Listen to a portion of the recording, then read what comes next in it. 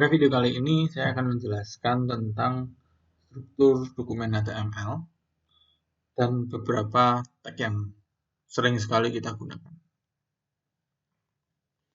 Nah, di sini saya sudah membuka sebuah editor Visual Studio Code, kemudian saya sudah open foldernya. Folder saya adalah HTML. Kemudian di sini saya sudah membuka sebuah browser. Browser ini nanti kita gunakan untuk melihat hasilnya. Development aplikasi website itu memang paling enak menggunakan dua layar, tetapi karena untuk keperluan video rekaman, jadi saya gunakan satu buah layar, kemudian saya bagi dua untuk memudahkan teman-teman melihatnya. Nah, pertama saya akan membuat new file di sini. Filenya adalah struktur.html. Jadi dokumen HTML itu didefinisikan menggunakan .html. Oke. Nah, struktur paling dasar dokumen HTML adalah dia harus memiliki doctype. Kemudian HTML. Kemudian ini saya hapus untuk memudahkan teman-teman mengingat struktur paling basicnya.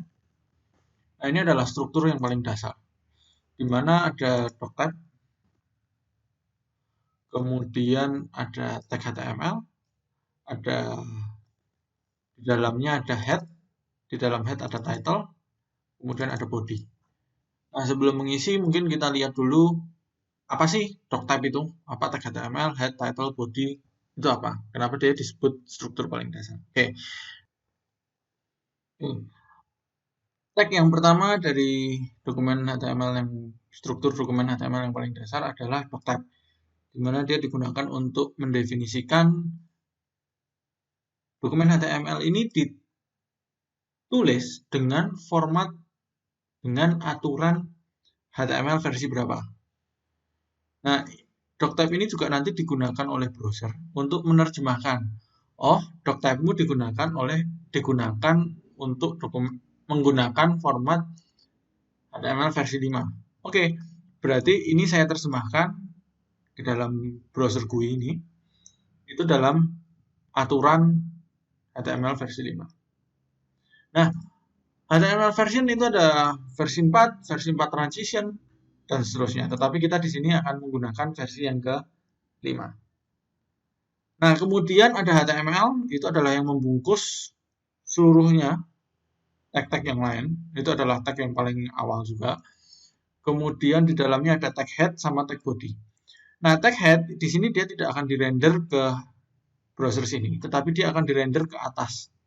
Hello dunia. Kalau saya ganti hello dunia anak. Kemudian saya jalankan, di sini yang berubah adalah hello dunia anak. Kemudian untuk body ini adalah yang akan dirender ke badan struktur HTML. Badan browser. Nah, misal di sini saya menuliskan lorem ipsum. Nah, di sini dia akan tampil dalam bentuk seperti ini.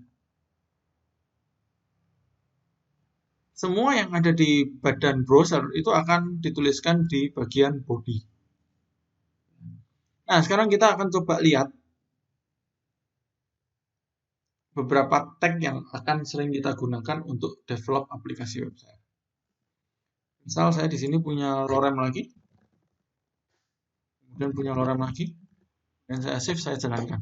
Nah, kalau diperhatikan di sini dia diterjemahkan sebagai satu baris langsung ke kanan, kalau nggak cukup enter ke kanan, kalau nggak cukup bawahnya, kalau nggak cukup bawahnya. Gimana caranya kalau kita membuat sebuah paragraf? Ada yang namanya tag P. Ada yang namanya tag P. Kemudian lorem.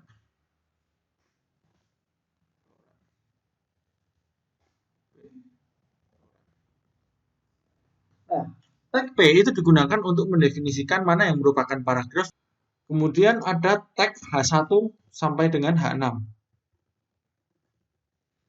H1 sampai dengan H6 itu adalah heading.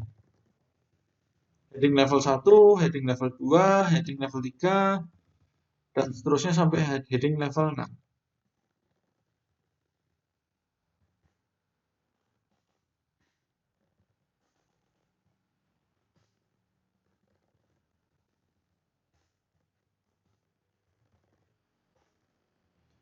Kemudian H7 tidak ada.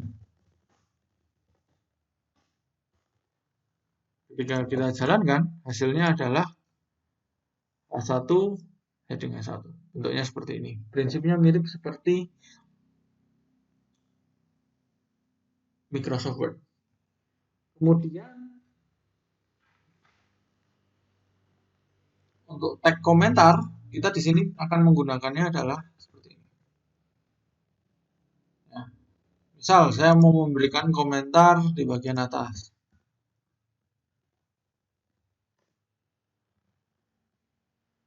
CSS dan JavaScript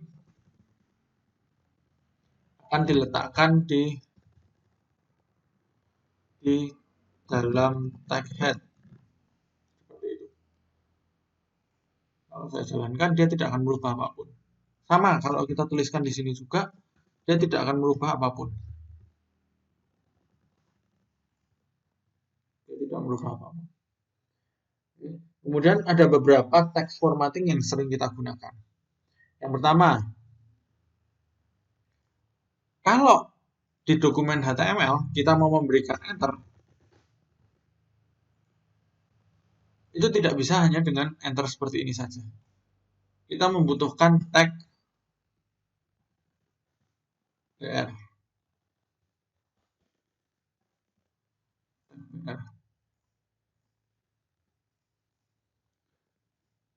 Tag BR dia merupakan break. Kelihatan saya berikan 2. Seperti itu. Ya. Kemudian ada tag HR.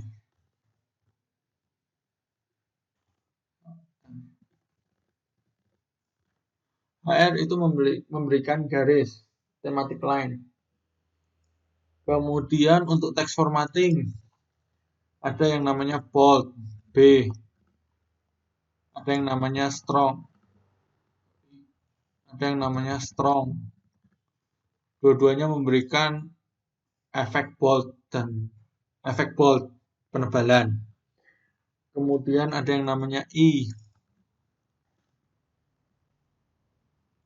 dan EM. Dua-dua memberikan efek italic.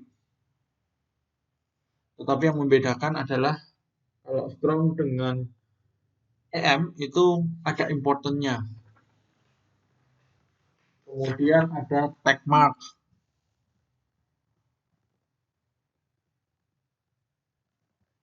Tag mark adalah memberikan seperti stabilo ini, penebalan background. Kemudian ada small. Small itu ditulis lebih kecil.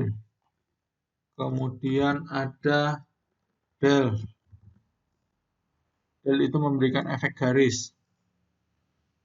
Seperti dicoret. Kemudian kalau mau memberikan underline, kita bisa menggunakan U. Atau bisa juga menggunakan INS. Dua-dua memberikan efek underline. Kemudian yang sering digunakan juga adalah sub dan super, subscript dan subscript, superscript, subscript dan superscript. Subscript ke bawah, superscript adalah yang pangkat. Kemudian kita bisa memberikan poin-poin. Poin-poin ada 2, ada UL, ada OL. Yang membedakan apa? Dua-duanya membutuhkan LI. 1, I2, I1, I2. Yang membedakan adalah kalau UL itu adalah unordered list. Unordered list di sini dia tidak berurut. Sedangkan ordered list dia berurut, ada urutannya. Dan kita bisa mengganti dengan,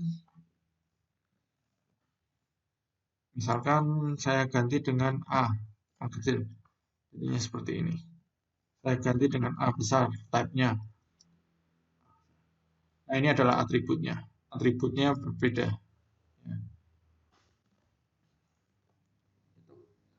Kemudian yang berikutnya adalah tabel. Ini saya hapus.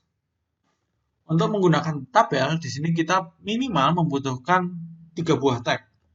Tabel, tr, td.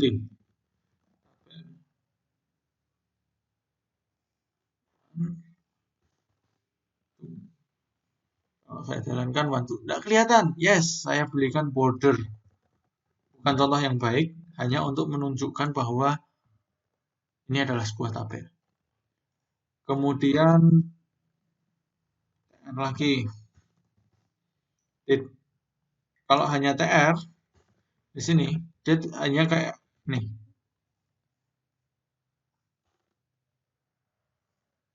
Kelihatan ya perubahannya. Jadi dia hanya tambah space tetapi tidak ada isinya. Untuk memberikan isi kita menggunakan td. Seperti ini. Nah, gimana caranya kalau kita mau memberikan dua ini makan dua tempat loh? Kita bisa menggunakan yang namanya row span. Seperti itu. Row span untuk bawah. Kalau call span seperti apa? Call span ke kanan. Tetapi ini contoh yang tidak baik karena bersinggungan.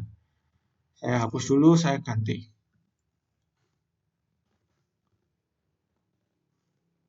Nih.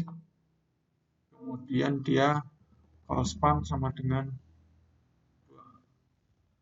tidak kelihatan. Iya, karena call span kita harus tarik sebelah kanannya ada tempat lagi. TD 5 TD 6. Seperti itu. Oke. Nah, gimana caranya kalau kita mau grouping table head, table content, dan table body, table footernya? Kita bisa menggunakan thead. Kemudian kalau thead kita menggunakannya th, number, th, name, tbody. Kita menggunakan tr, td, nomor 1, td, 1, 1, 2, 3, 4, 5, 6. Jadinya seperti ini. Yang membedakan th adalah default. Kemudian saya bisa memberikan summary menggunakan tfoot. Tfoot dia juga bisa menggunakan th.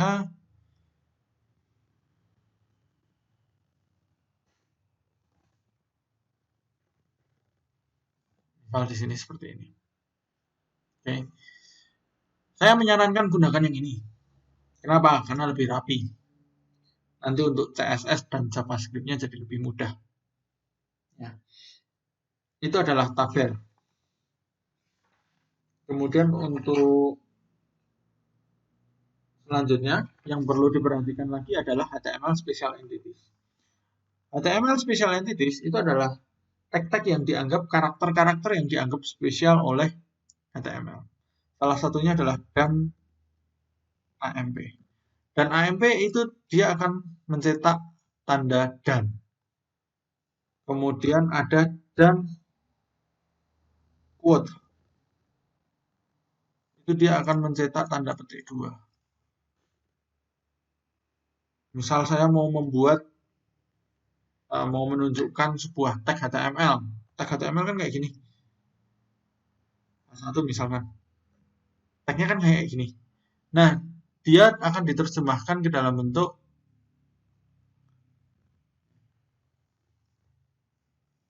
heading 1, benar-benar heading 1. Caranya kalau saya benar-benar mau mencetak ini sebagai sebuah string biasa, tidak merupakan HTML. Gampang. Kita bisa cetak menggunakan dan lt dan gt. Dan kalau saya ini dan GT. LT adalah lower than, GT adalah greater than. Kalau saya jalankan hasilnya adalah seperti ini. Ya, itu adalah HTML special entities. Masih banyak special entities yang lain, tetapi tidak kita bahas di sini. Kita bisa googling di w3school.com. Ini adalah pengenalan struktur HTML dan beberapa tag HTML yang sering kita gunakan. Tag yang lain kita akan bahas berikutnya. Ya, sesi sharing kali ini sudah selesai. Buat teman-teman yang ada pertanyaan, silahkan tuliskan di kolom komentar. Jangan lupa like, comment, subscribe, dan sharing. Thank you for watching.